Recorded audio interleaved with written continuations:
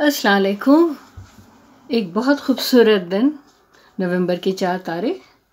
آپ کے لیے آج جو کتاب لے کر ہم حاضر ہیں اس کا نام ہے تلاش، اور یہ ممتاز مفتی کی ہے۔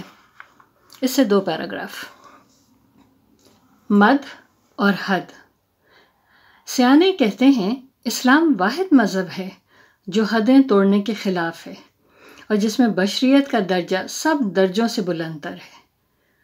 حضور اعلیٰ صلی اللہ علیہ وسلم واحد ریفارمر تھے جنہوں نے فرمایا کہ لوگو بین بین رہو، مد میں جیو، حدیں نہ توڑو، نہ دنیا میں اس قدر ڈوب جاؤ کہ اللہ کے احکامات سے بے نیاز ہو جاؤ، نہ عبادت میں اس قدر ڈوب جاؤ کہ دنیا سے بے تعلقی پیدا ہو جائے۔ سیانے کہتے ہیں کہ اسلام اعتدال کا نام ہے، توازن کا نام ہے، ہم آہنگی کا نام ہے، ہارمنی کا نام ہے۔ پتہ نہیں ہمارے راہبر اس بات کو کیوں نہیں سمجھتے۔ انہوں نے مد کو نہیں بلکہ حد کو اپنا رکھا ہے۔ ہمارے علماء میں شدت ہے، انا ہے، وہ گروہوں میں بٹے ہوئے ہیں۔ ہر گروہ یا سلسلہ سمجھتا ہے کہ جو راستہ ہم نے اپنا رکھا ہے وہی صراط مستقیم ہے۔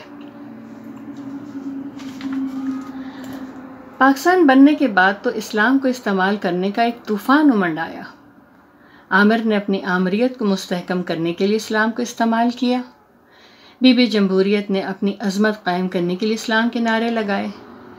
سیاست دانوں نے اپنے ذاتی مفاد حاصل کرنے کے لیے اسلام کو برتا۔ مذہبی لیڈروں نے اپنی اہمیت قائم کرنے کے لیے اسلامی روپ دھارا۔ مولوی اور علماء دین تو خیر ہمیشہ سے اپنی اہمیت جتانے کے لیے، اپنی اتھارٹی چلانے کے لیے اسلام کو استعمال کرتے رہے ہیں، اور گمان غالب ہے کہ کرتے بھی رہیں گے۔